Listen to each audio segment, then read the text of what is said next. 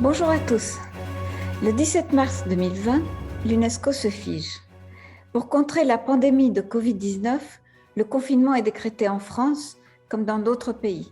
Du jour au lendemain, les voyages sont annulés, les couloirs sont désertés, les salles de réunion se vident, les collègues travaillent à distance, ceux qui viennent encore au bureau sont masqués, des distributeurs de gel hydroalcoolique apparaissent à tous les étages. Dans de telles conditions d'isolement, comment continuer à fonctionner et surtout comment organiser les nombreuses réunions qui forment le cœur de l'activité du secrétariat? J'ai posé la question à Vincent Ruident, chef de l'unité de la téléphonie et du son à l'UNESCO. Bonjour Vincent. En mars 2020, votre service se retrouve au centre de la crise.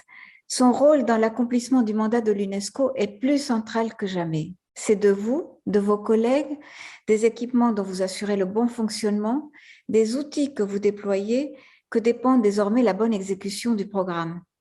Quels sont les défis auxquels vous avez été immédiatement confrontés? Bonjour Neda. Effectivement, cette situation n'a pas été facile à traiter et il a fallu effectivement réagir vite parce que tous les collègues se sont retrouvés du jour au lendemain chez eux et devaient continuer à travailler ensemble, en équipe, en collaborant, mais à distance. Ça, ce qui n'était pas évident pour les non-initiés, parce que on était tous habitués à travailler en présentiel, à se voir tous les jours, à discuter autour d'un café ou en réunion, en face à face. Donc, il a fallu, nous, rapidement, qu'on mette en place des solutions collaboratives et en ligne pour permettre à l'ensemble du personnel de continuer à travailler et en effaçant les barrières de la distance. Donc nous, notre rôle, en tout cas, dans l'unité du téléphone et du son, ça a été de proposer là où les meilleures solutions de communication en ligne pour permettre à l'ensemble de continuer à travailler. Ça n'a pas été facile parce que les plateformes n'étaient pas toutes prêtes à cette nouvelle réalité,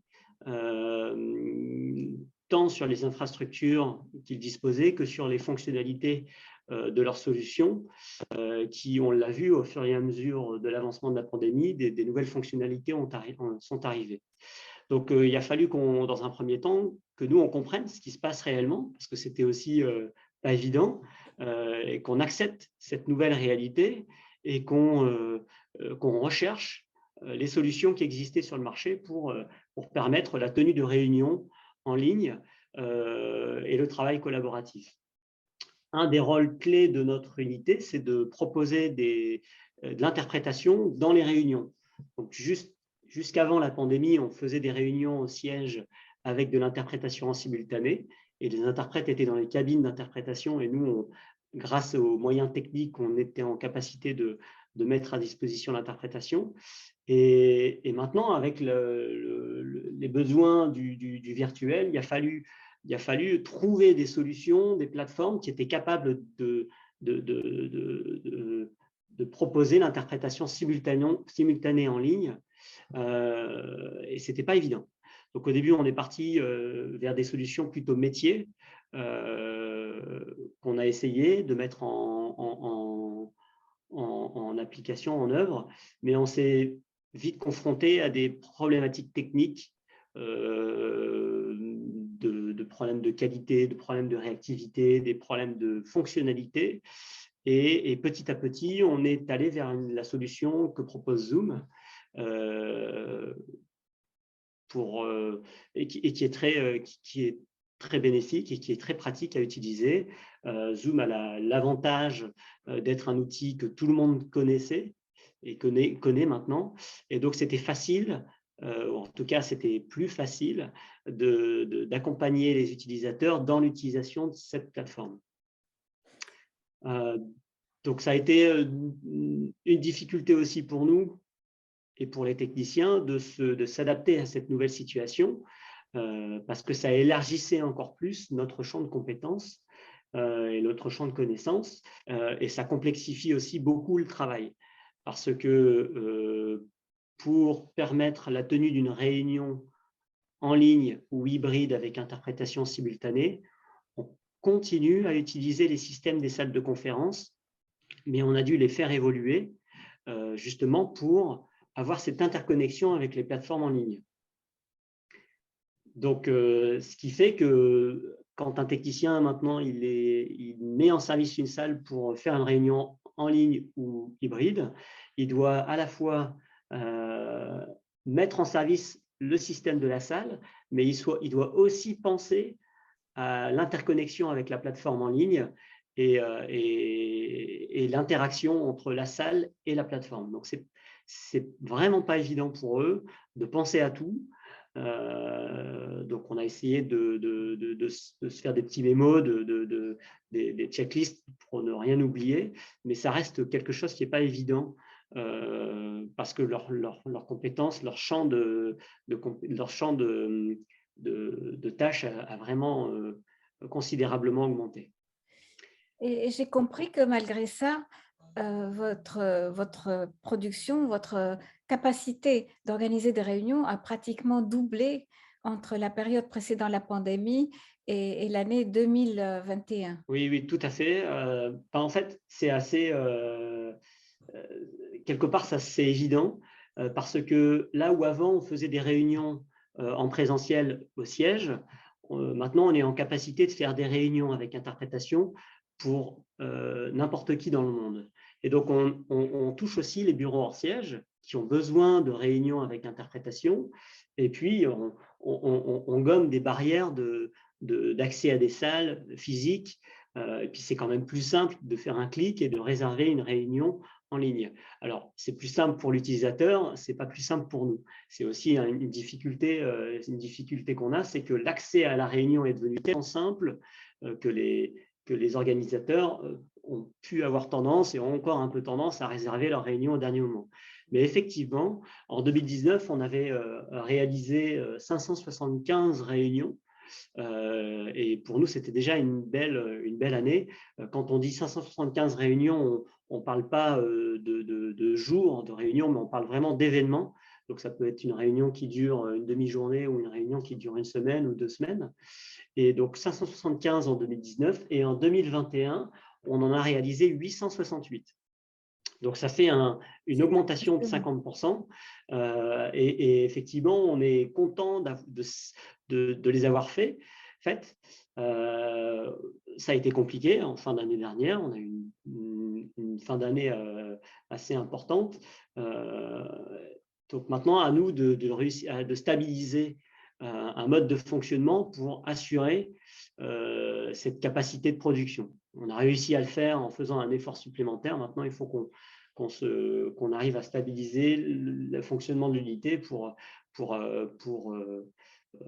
continuer sur cette lancée. Voilà. La culture numérique était bien implantée déjà à l'UNESCO, mais le passage soudain au tout numérique n'a pas dû être évident.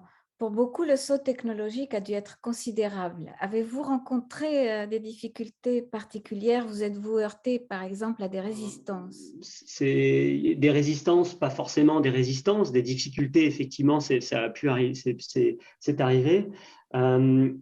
Quelque part, ça a été une opportunité, cette pandémie, pour l'organisation, pour permettre à l'ensemble du personnel de s'approprier les nouvelles technologies.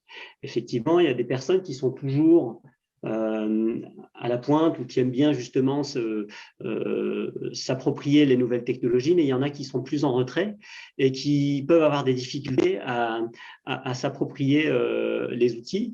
La pandémie a obligé toutes ces personnes qui freinaient un peu à s'approprier les outils parce qu'il n'y avait pas le choix. Donc, ça a été une opportunité pour l'organisation. Il y a eu forcément des difficultés. Après, notre rôle a été d'être dans l'accompagnement de l'utilisation de ces nouveaux outils numériques. Et donc, on a proposé des formations en anglais et en français sur les différentes plateformes qu'on mettait à disposition. Et on peut considérer aujourd'hui que la transition s'est faite correctement et maintenant on peut se concentrer de nouveau sur son travail et plus l'adoption aux nouvelles technologies. Donc c'est plutôt une bonne chose pour l'organisation, je pense. Et est-ce que vous avez été appelé, par exemple, à venir en aide sur le plan-là aux délégations permanentes, peut-être aux commissions nationales, au réseau de l'UNESCO hors siège?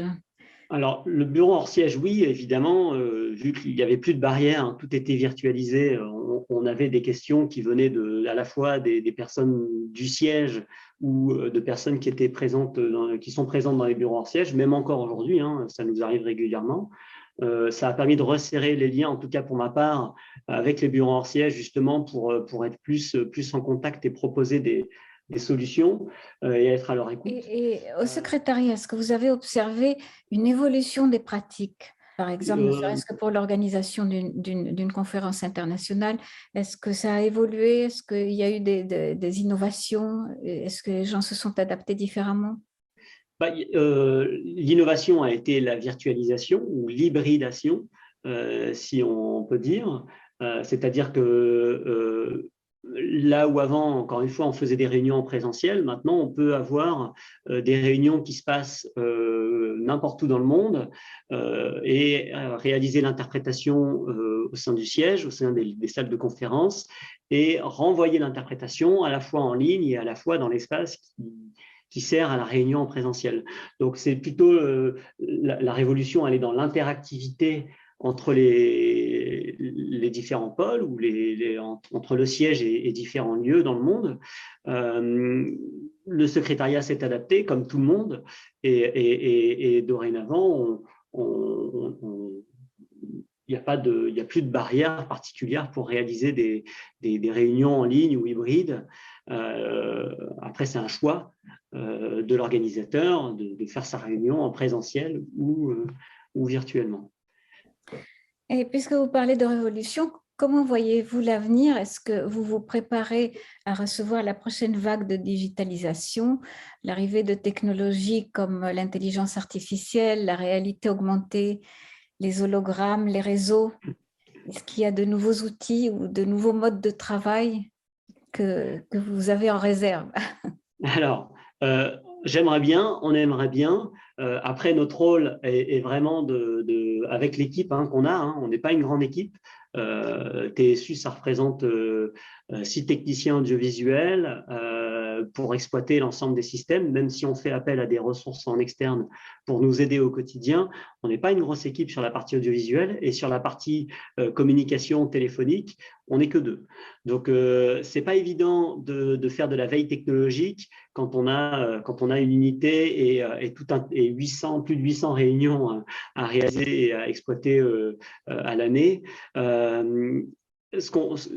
Là, sur quoi on va se concentrer dans les mois, peut-être années à venir, ça va être de stabiliser un mode de fonctionnement et de développer l'offre de services autour des réunions en ligne ou hybrides.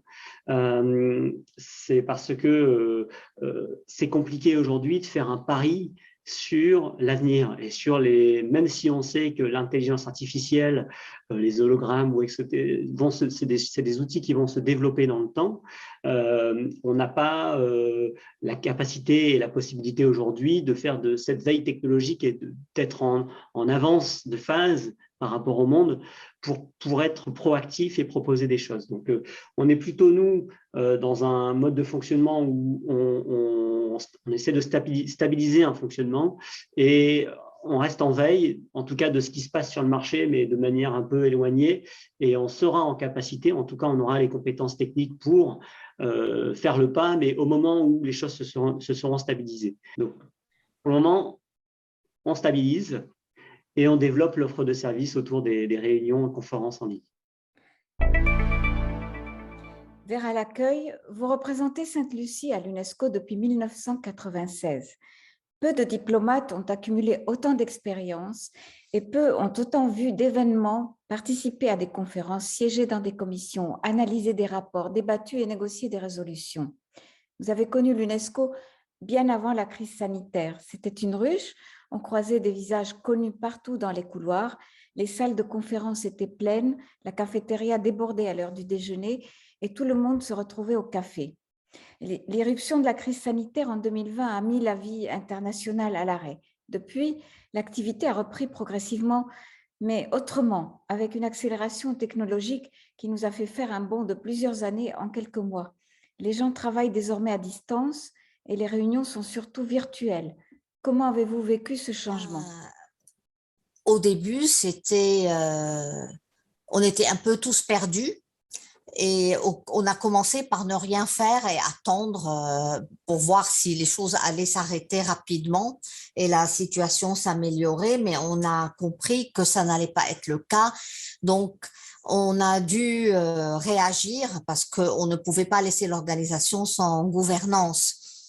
Et comme Sainte-Lucie était membre et toujours membre du conseil exécutif, mais on était vice-président, donc membre du bureau, on a dû faire face à des difficultés parce que quand on s'est réunis pour décider qu'il fallait commencer à reprendre nos réunions, mais virtuellement, on a constaté que les textes ne nous le permettaient pas vraiment. C'est-à-dire qu'il n'y avait rien dans les textes sur cette possibilité de se réunir virtuellement et qu'il fallait prendre des décisions, qu'il fallait adapter les règlements intérieurs, adapter la pratique, parce qu'il y avait beaucoup de choses qui ne pouvaient pas se faire normalement en ligne, comme par exemple le vote secret qui est impossible. Et ça a été de longues heures de discussion parce que, comme on le sait, il y a toujours les agendas des États membres qui entrent en jeu. Et pour certains, les réunions en ligne n'étaient pas une bonne idée. Pour d'autres, c'était impératif que ça commence parce qu'ils ne voulaient pas du tout laisser l'organisation sans gouvernance, avec un secrétariat libre de faire ce qu'il veut sans aucune supervision. Et donc, il y a eu des clashs dans les intérêts et les agendas.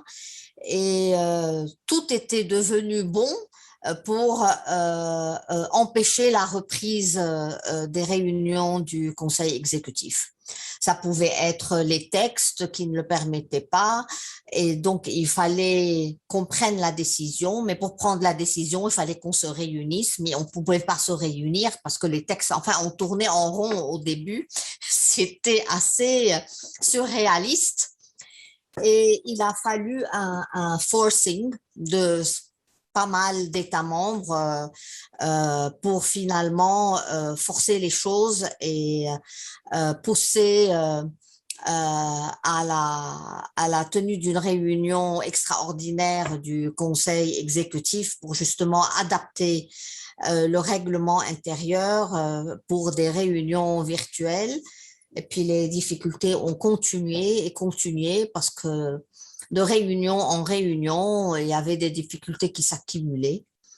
On constatait que pour certains pays, il était difficile d'accepter, de négocier certains sujets, certains points qui sont à l'ordre du jour du Conseil exécutif en ligne à cause de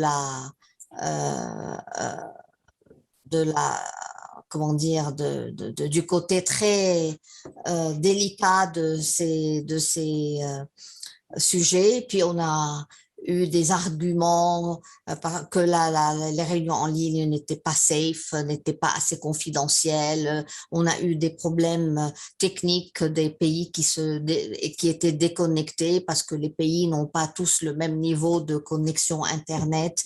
Bref, chère Neda, c'était la galère. et vous, personnellement, comment faites-vous dans des conditions d'isolement relatif pour exercer les fonctions de représentation, d'échange et de dialogue qui sont les vôtres? L'isolement n'était pas facile. Et ça a énormément affecté notre travail et même les résultats. Il a fallu cette pandémie et cette façon de travailler pour réaliser que la partie la plus importante de notre métier dans le multilatéralisme, c'était les contacts humains. Et on s'est rendu compte qu'il y avait de nouveaux diplomates qui arrivaient dans des délégations qu'on ne connaissait pas. D'ailleurs, il y en a qui sont partis sans qu'on fasse leur connaissance et que c'était très compliqué de travailler avec eux, de trouver des affinités, de négocier des textes, ça a chamboulé toute notre façon de travailler. Donc, et d'ailleurs, ça s'est immédiatement vu. C'était reflété dans le durcissement des négociations. On avait un mal fou à trouver des consensus. Les heures se multipliaient. Justement, on a eu besoin de se réunir beaucoup plus pour arriver à des résultats. Et le paroxysme fut ne pas finir l'agenda d'un conseil exécutif pour la première fois depuis que l'organisation existe, je crois. On est resté en plan. On a arrêté la session avec 2 ou 3 points qui étaient encore à l'ordre du jour de la plénière qu'on n'a pas pu terminer parce qu'on était bloqué sur un point et le consensus n'avançait pas.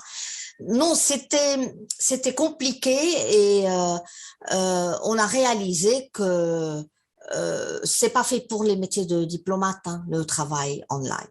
C'est vraiment, ça a amputé notre métier et notre façon de faire de la partie la plus importante. Et la partie relationnelle.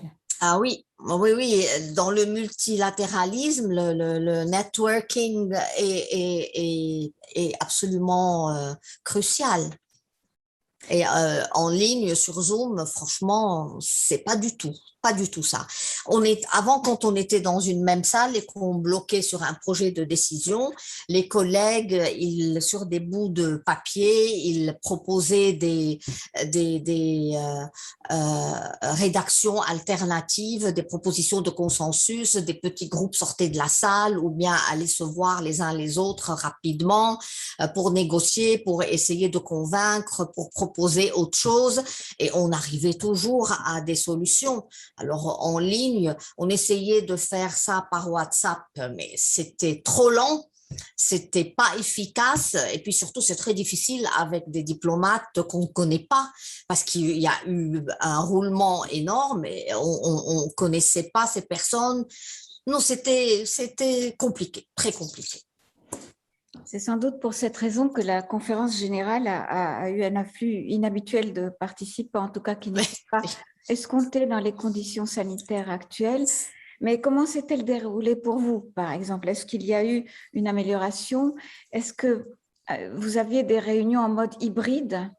Qu'est-ce que vous pensez de cette nouvelle C'est vrai qu'on s'attendait à voir moins de personnes, mais les gens avaient été tellement isolés et dès qu'on leur a dit, voilà, c'est une bonne raison de voyager, tout le monde a profité de l'occasion et c'était magnifique de voir l'UNESCO grouiller de monde de nouveau parce que les locaux étaient devenus d'une tristesse absolue. Mais c'était assez compliqué parce que nous, on a voulu des réunions hybrides. Le secrétariat de l'UNESCO n'a pas accepté.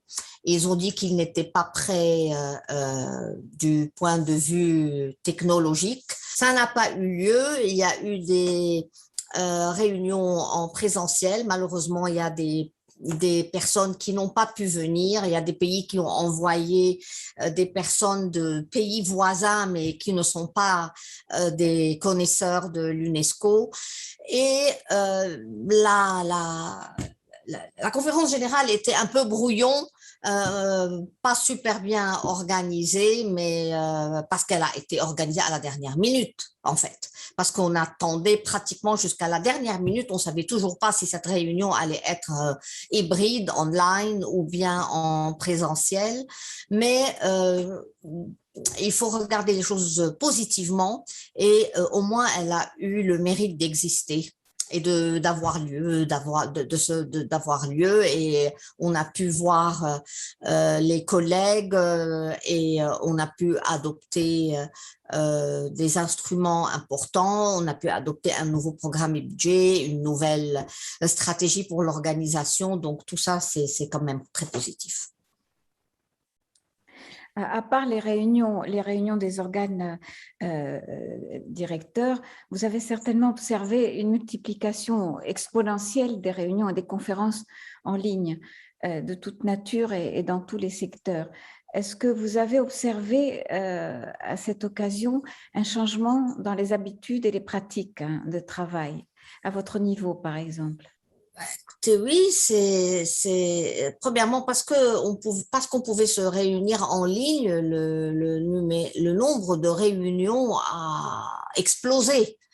Et donc, c'est devenu très, très ingérable pour nous et on a constaté qu'on devait gérer plusieurs réunions en même temps. Et d'ailleurs, il y a eu des incidents très drôles parce que comme on jonglait entre deux réunions, une fois, j'ai fait une intervention dans une réunion qui concernait l'autre. Donc, c'était de la folie absolue.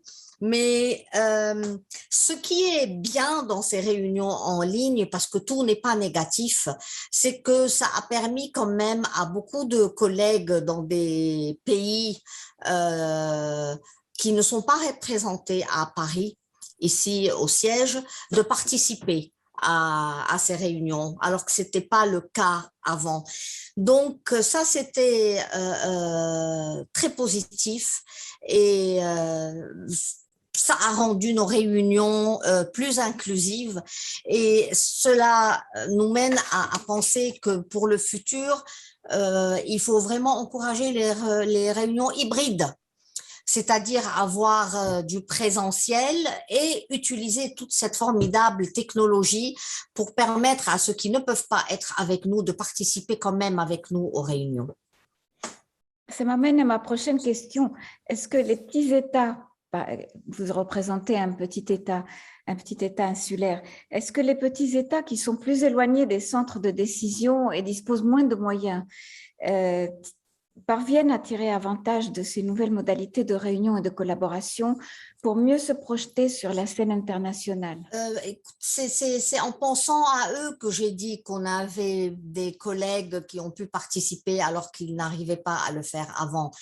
Plein de collègues dans les îles, que ce soit Caraïbes, Afrique ou Pacifique, les petites îles ont pu participer à beaucoup de réunions auxquelles ils n'auraient pas pu participer avant.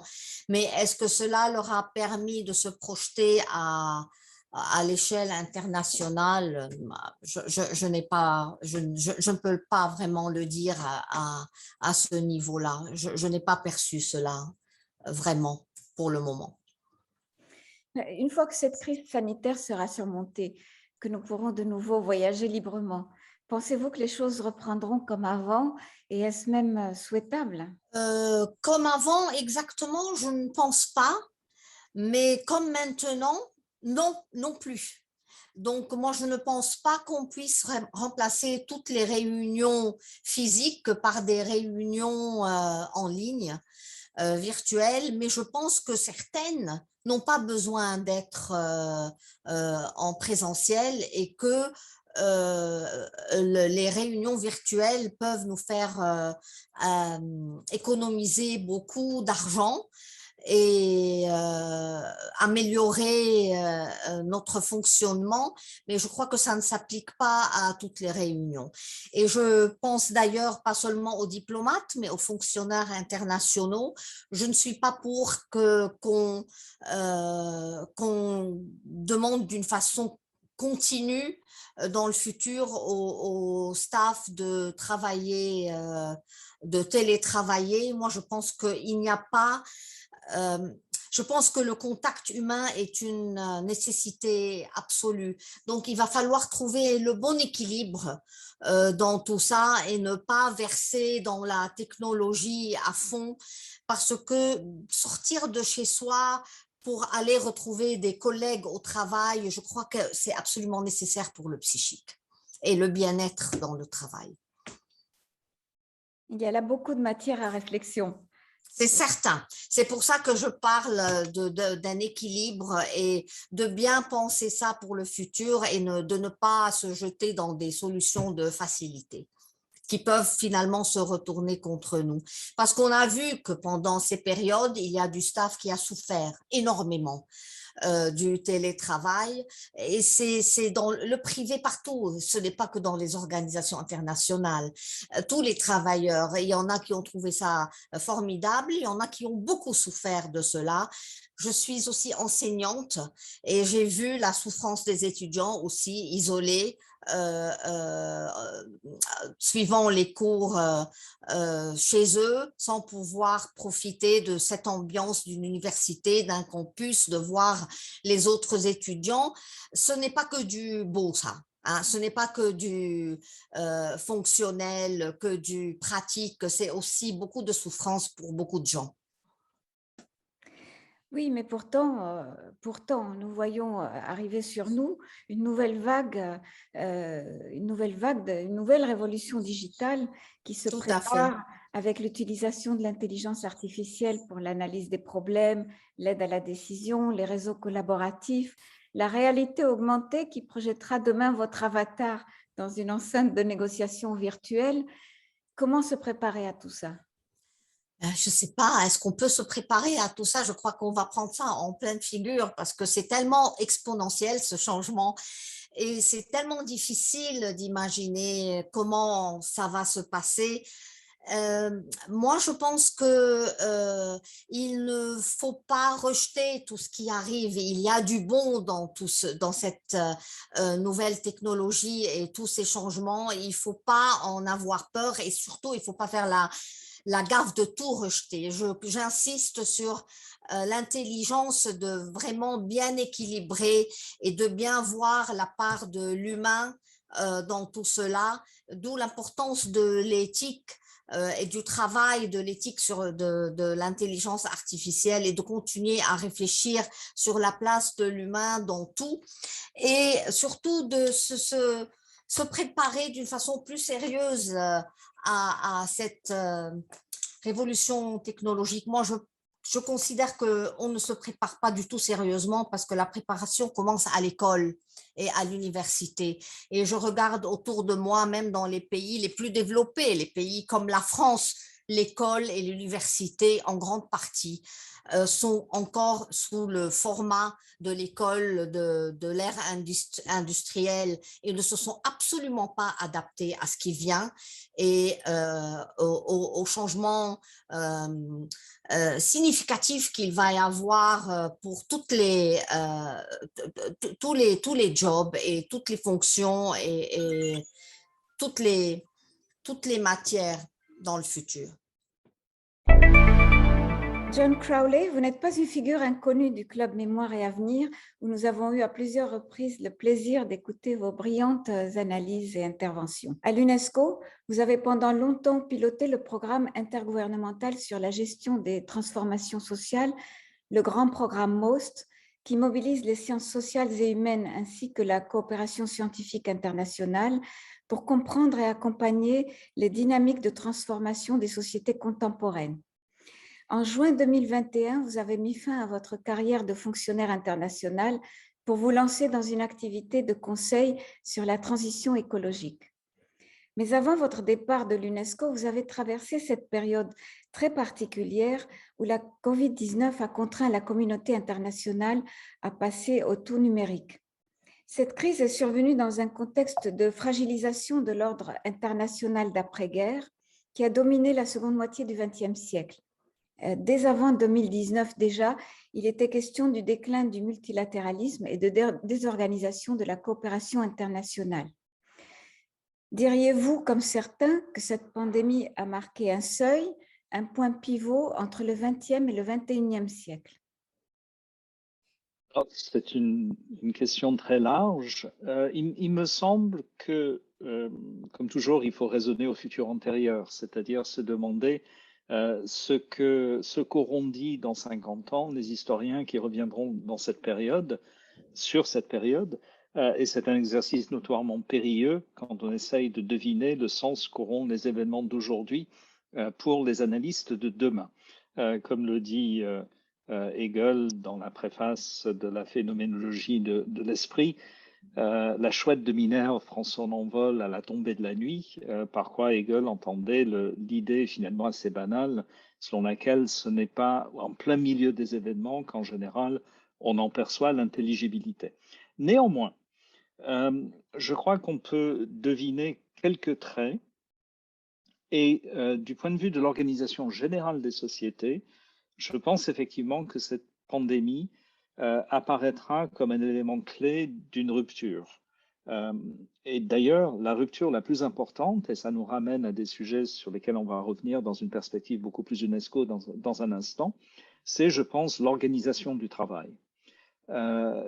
Cette rupture-là, elle était en germe depuis 20, 30 ans, en germe à travers des enjeux technologiques, des enjeux d'organisation structurelle du capitalisme, et puis cette très frappante transformation générationnelle du rapport au travail qu'on pouvait voir en tant que fonctionnaire à l'UNESCO à travers les yeux des stagiaires, par exemple.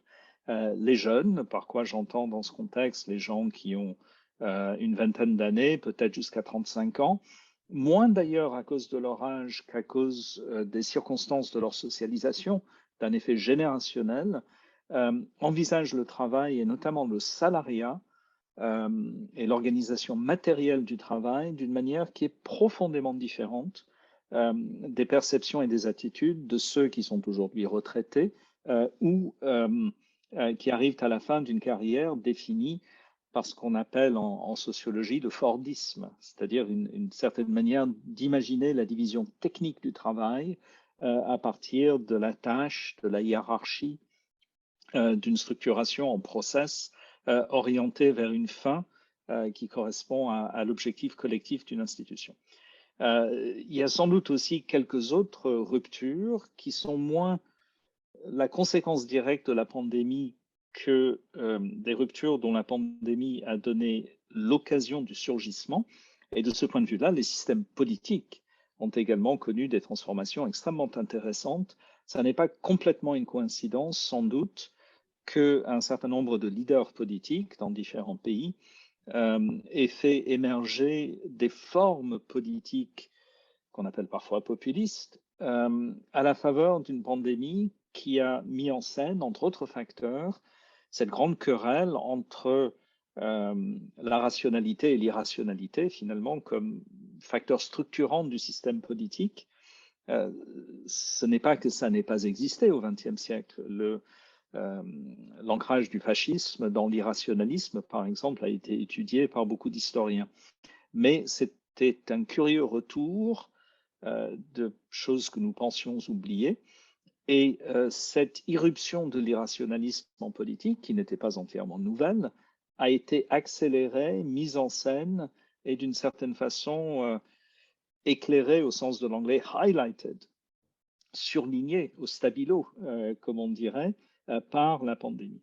Maintenant, est-ce que du point de vue de la diplomatie, du système multilatéral, des organisations intergouvernementales, il y a un point de rupture aussi net que dans les deux domaines que je viens d'indiquer? Je ne suis pas sûr. Et si je fais retour sur ma carrière à l'UNESCO, je suis entré à l'UNESCO en janvier 2003. Donc finalement, j'ai accompagné le 21e siècle, ces 2 premières décennies. D'autant que j'avais travaillé comme consultant autour de l'an 2000 sur différentes choses avant d'être fonctionnaire de l'UNESCO. Et ce qui me frappe, c'est que d'une certaine manière, la vraie rupture, c'est la tentative de réforme inachevée, infructueuse du millénaire. La perception selon laquelle le système multilatéral du XXe siècle était à bout de souffle a été posée de manière très claire par Kofi Annan vers 2000, avant 98, 99, avec le soutien d'un certain nombre de leaders politiques qui se croyaient sans doute plus influents qu'ils ne l'étaient.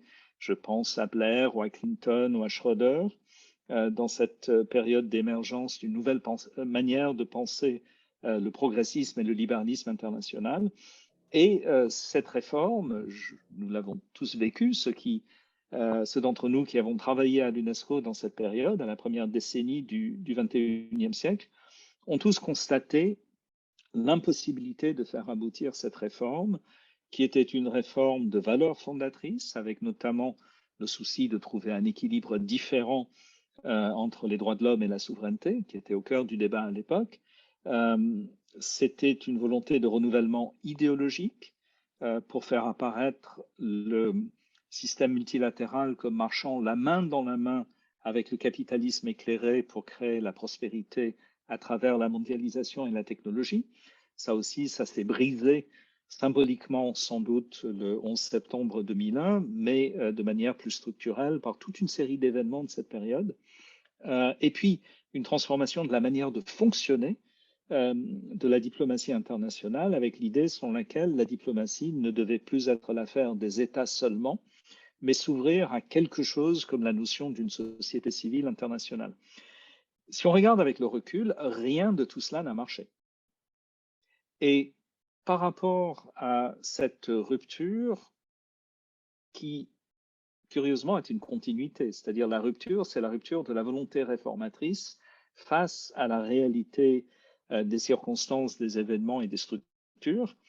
Donc, dans ce sens-là, c'est une continuité.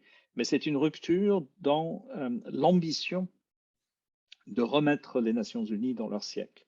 De ce point de vue-là, la pandémie m'apparaît finalement assez secondaire. Elle n'a touché à aucun des points les plus importants que je viens de mentionner, ni à l'esprit général d'organisation du système, à ses principes fondateurs, ni à son périmètre, pour ce qui est du rôle de la société civile, ni à la relation entre le système multilatéral et l'économie internationale, notamment dans ses versants privés.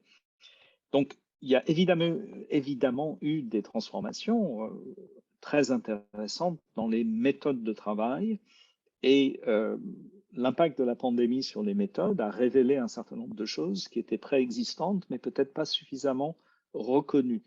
Mais en termes de rupture, ça me paraît, encore une fois, un petit peu secondaire.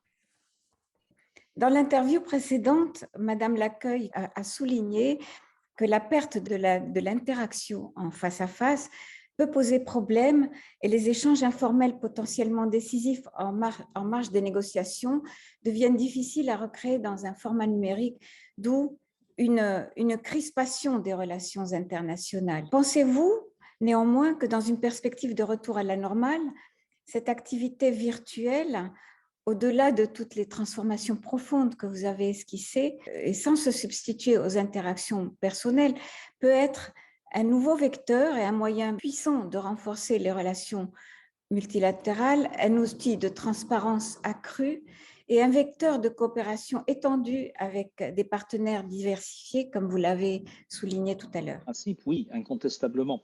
Et je vais commencer par la vision programmatique plutôt que la vision intergouvernementale. J'ai été frappé face aux défis. Donc, étant en poste jusqu'à la fin du mois de juin 2021, j'ai vécu toute l'année 2020 comme un fonctionnaire responsable de programme. Et j'ai été frappé par le fait qu'une fois passé l'effet de sidération de mars 2020, le 16 mars, le début du premier confinement en France, c'est le genre de date qu'on n'oublie pas, des dates un peu différentes dans d'autres pays. Une fois passé le premier moment de sidération, nous avons pu trouver dans les technologies numériques des leviers pratiques pour faire les programmes autrement et notamment assurer de nouvelles formes d'inclusivité, puisque la question du coût des déplacements ne bloquait plus la participation dans le cas des programmes dont je m'occupais, d'universitaires, d'intellectuels, de savants, des pays en développement, par exemple. Et je ne suis pas sûr que si on avait fait un petit sondage parmi les professionnels en décembre 2019, on aurait trouvé une vue majoritairement positive sur la possibilité d'organiser des événements ambitieux en Afrique sur une base purement virtuelle. Parce qu'on aurait spontanément, entre le rapport culturel à l'écran et à l'interlocuteur et les éventuels obstacles techniques, considéré que ça n'allait pas marcher. Ce qui est frappant, c'est que ça marche finalement plutôt bien, en perspective programmatique, toujours. De ce point de vue-là, le potentiel d'une inclusivité accrue par plus d'inventivité, d'imagination et de modernité, en collant à son siècle, dans l'organisation des programmes me paraît avéré et sans doute devoir rester pour longtemps. J'espère d'ailleurs qu'on ne retournera pas par simple réflexe bureaucratique à des modes d'organisation des activités d'avant, alors que les possibilités de travail virtuel, même si l'UNESCO ne les a utilisées que de manière très modeste, je vais y revenir dans un instant, offrent tant de potentiel pour élargir le cercle et le spectre des discussions. Alors, quand je dis utiliser de manière très modeste, ce que j'entends par là, c'est que nous avons également constaté pendant toute cette période, et je pense que beaucoup de collègues le confirmeraient, un manque de savoir-faire, d'agilité et d'imagination dans l'utilisation des nouvelles technologies. Le virtuel, ce n'est pas que Zoom. Et il est frappant de voir tout ce qu'on n'utilise pas dans le travail quotidien de l'UNESCO, et notamment le très faible degré d'interactivité des supports, comme le site Internet, par exemple, ou dans la gestion des réseaux sociaux, avec les communautés, notamment de la société civile, qui s'intéressent au travail de l'UNESCO. Alors, il y a des raisons à ça.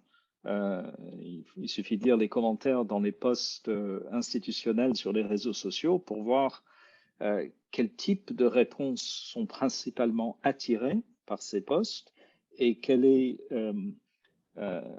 l'intérêt extrêmement limité d'interagir avec des gens qui sont surtout là pour affirmer des agendas géopolitiques particuliers, pas du tout pour discuter avec l'UNESCO. Mais en même temps, la porte n'est pas très ouverte à la discussion. De même, les outils collaboratifs de travail qui s'étaient développés bien avant la pandémie sont finalement très peu utilisés. Et donc, on pourrait faire beaucoup plus avec ces méthodes pour créer de la fluidité à l'intérieur de l'organisation au sens de secrétariat, à l'intérieur de l'organisation au sens intergouvernemental, mais aussi avec les parties prenantes de toutes sortes. Pour ne nommer qu'un exemple important, le réseau des chaires UNESCO ou des centres de catégorie 2, par exemple, avec lesquels il n'y a toujours pas finalement de lien organique à travers les potentiels numériques qui existent. Maintenant, si on remonte au niveau intergouvernemental, je crois que le constat de Madame Lacueille est très juste et elle est bien placée pour l'articuler. Je ne suis pas sûr que les méthodes de travail virtuelles en soient la principale raison.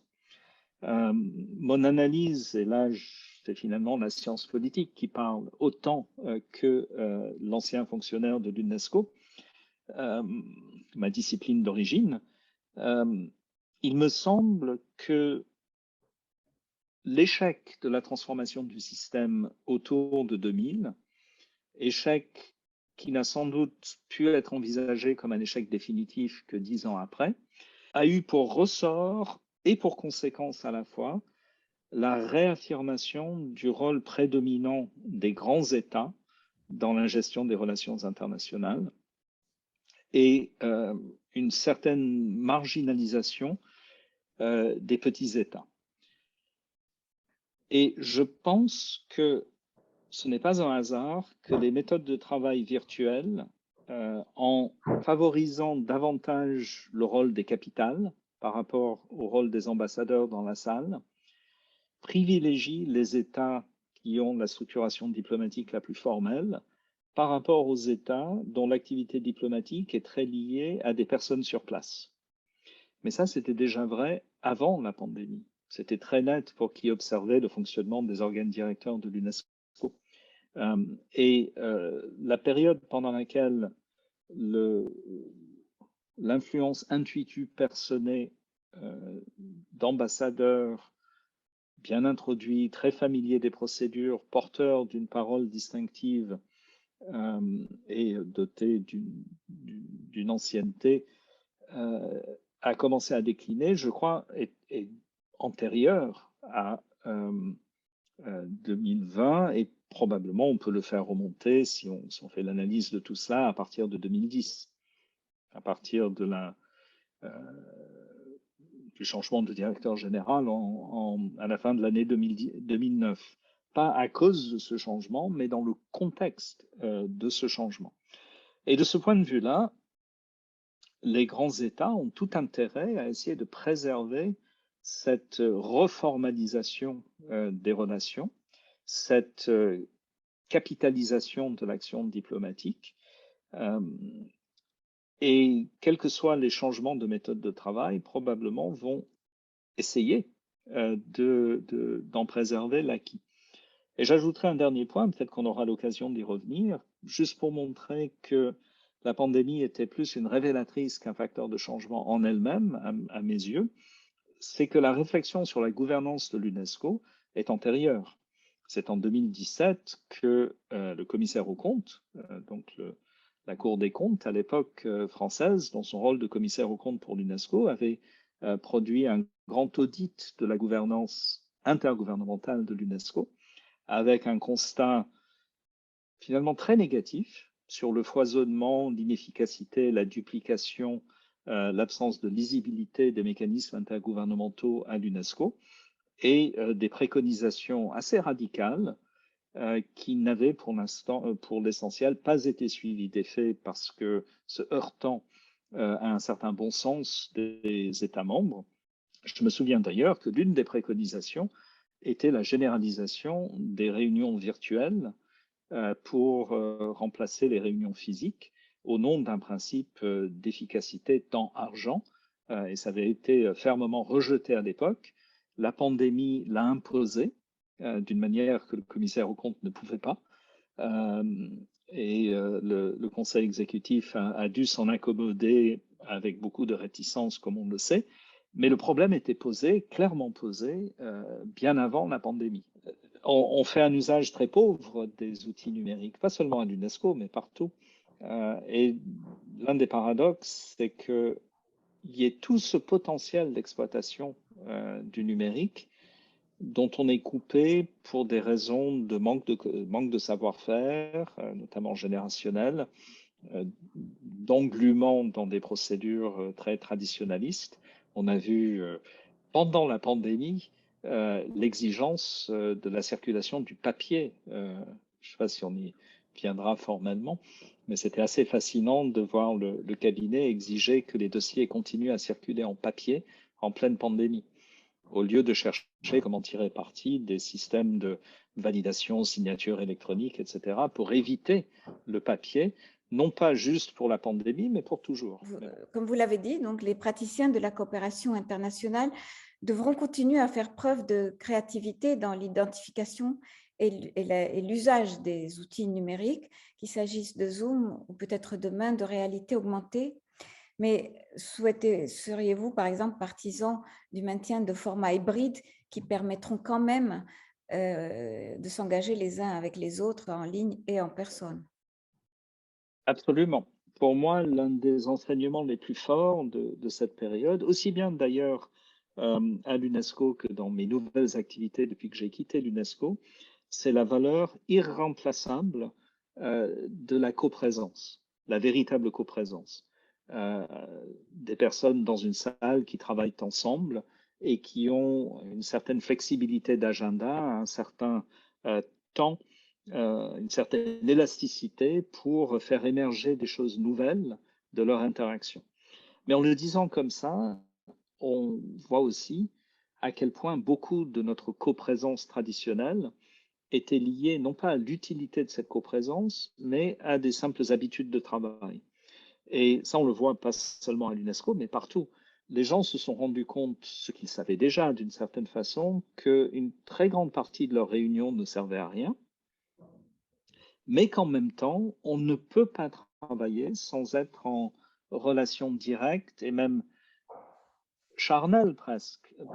Évidemment, la coprésence dans une salle de réunion, c'est une relation qui est principalement verbale, mais la présence du corps et du langage du corps fait partie de l'interaction humaine, et le langage du corps est très largement gommé en virtuel, même quand on voit un visage, c'est un visage qui est transformé et aplati par la technologie. On ne voit pas le reste du corps. Et beaucoup de gens, d'ailleurs, sont réticents à allumer leur caméra et cherchent à l'éviter le plus possible. Donc, il me semble que ce qu'on a pu voir, c'est une prise de conscience à la fois de l'inutilité de beaucoup de formes de présence traditionnelles et du caractère indispensable de la présence pour accomplir certaines choses. Et ça, c'est un levier formidable de transformation positive à condition de bien savoir l'utiliser. Les humains sont des êtres d'habitude, comme dans la chanson de Claude François, comme d'habitude. Il n'y a pas plus puissant qu'une habitude, bonne ou mauvaise. D'ailleurs, si on fait un instant de la philosophie, il est frappant que la théorie de la vertu d'Aristote est très largement une théorie de l'habitude. Devenir vertueux, c'est acquérir de bonnes habitudes. Et une fois qu'on a profondément acquis de bonnes habitudes, elles deviennent autogénératrices en quelque sorte. Elles garantissent leur propre accomplissement. Inversement, chacun sait que les mauvaises habitudes sont très difficiles à perdre. Les addictions sont le cas sans doute le mieux connu, mais il y en a plein d'autres. Les bureaucraties, étant des assemblages d'humains régis par des règles formelles avec beaucoup d'inertie, ont encore plus d'habitudes que les individus. Donc, faire changer les habitudes d'une institution, c'est un sacré travail. Et on avait constaté à l'UNESCO avant la pandémie, l'extrême difficulté, je faisais référence tout à l'heure aux propositions de réforme de la partie intergouvernementale de l'organisation qui s'était heurtée à un refus ancré principalement dans cette culture des habitudes.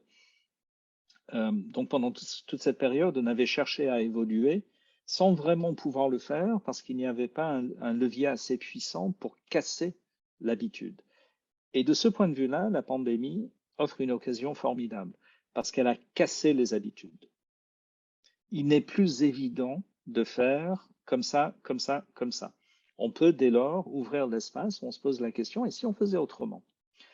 Et on a le critère qui vient de notre expérience professionnelle à tous, dans tous les secteurs, hein, pas seulement dans la diplomatie internationale, du fait que la pandémie nous a permis de prendre conscience de ce pourquoi la présence physique était indispensable, et la réponse, c'est pour l'émergence du neuf.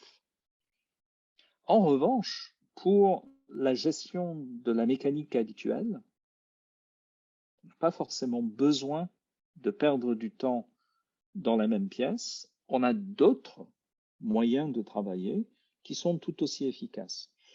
Et du point de vue de la diplomatie, ça pose une question très intéressante qui va au cœur, je crois, des remarques de Madame Lacueille, qui est que le fonctionnement intergouvernemental de l'UNESCO est très largement régi par des habitudes, y compris inscrites dans un règlement. Il y a des choses que le Conseil exécutif doit faire, même si ça ne sert objectivement pas à grand-chose. Ça fait partie de son principe même de fonctionnement. Et puis, il y a besoin d'espaces de créativité où, au-delà de la gestion de la routine, les mécanismes intergouvernementaux, que ce soit le Conseil exécutif, le Conseil intergouvernemental de MOS, le Comité du patrimoine mondial ou tout autre organe, doit avoir la capacité de faire émerger par la créativité, l'agilité, l'imagination, quelque chose de nouveau. Et c'est pour ça qu'on a besoin de la présence physique. Ce qui veut dire probablement que l'idée d'organiser les mêmes réunions sur une base virtuelle ne marche pas très bien. On a vu d'ailleurs avec les différentes séances d'organes directeurs pendant la période pandémique, et que le passage en virtuel, redistribuant les modes de participation selon les possibilités pratiques d'accès, le coût, etc., n'est peut-être pas le meilleur critère. Idéalement, ce qu'il faudrait chercher, c'est un équilibre qui n'oblige pas les gens à se déplacer pour des choses pour lesquelles on peut tout faire finalement autrement, pas forcément par des réunions Zoom d'ailleurs, Il y a d'autres manières de travail collaboratif qui sont souvent plus efficaces parce qu'asynchrones. La grande difficulté de la réunion Zoom, ça aussi on l'a vécu pendant la pandémie, c'est la synchronicité. Et la synchronicité pour une organisation comme l'UNESCO, c'est notamment la question des fuseaux horaires. Le travail asynchrone, c'est-à-dire dans lequel chacun puisse se connecter selon sa disponibilité, mais dans un temps collectif néanmoins maîtrisé avec des deadlines, etc., c'est une manière beaucoup plus efficace de gérer la diversité des situations, mais ça suppose un savoir-faire dans l'utilisation de certains outils et ça suppose de renoncer à certaines habitudes de travail. Et si on concentrait la coprésence sur les champs où elle est vraiment utile, il y en aurait moins, il y en aurait mieux. Et ce qui est vrai pour l'intergouvernemental est tout aussi vrai, je crois, pour le programmatique. Et de ce point de vue-là, moi, j'ai regretté le manque d'imagination avec lequel l'UNESCO, mais c'est vrai de toutes les bureaucraties, hein, c'est pas une remarque spécifique du tout, a incorporé des outils finalement très puissants de collaboration. Le logiciel Teams n'est qu'un exemple parmi d'autres. En n'utilisant que 3,2% des fonctionnalités, je plaisante bien sûr, c'était peut-être même pas 3,2%, et en réduisant pour l'essentiel ces outils à des systèmes de téléphonie avec vidéo. Et c'est là où on a encore besoin d'un gros effort. Sinon, eh ben, on se retrouvera avec le pire des deux mondes. On se retrouvera avec tous les problèmes des process d'avant, auxquels viendront se surajouter les limites et tous les aspects agaçants des processus virtuels d'aujourd'hui.